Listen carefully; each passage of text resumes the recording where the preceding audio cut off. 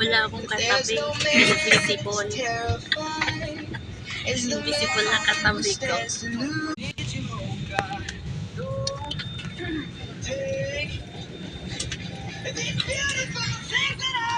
Ay! Ay!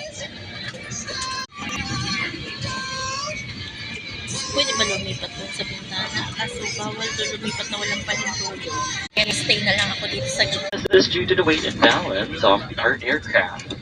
Muli ang paglipat ng upuan ng walang pahintulot ay mahigpit po namin ipinagbabawal. Na. Sa Kaya hindi kalangitan ng po weight and pwedeng balance ng ating lumipat dito sa aeroplano, tabing naasahan bintana. po namin ang inyong pagsunod. Okay.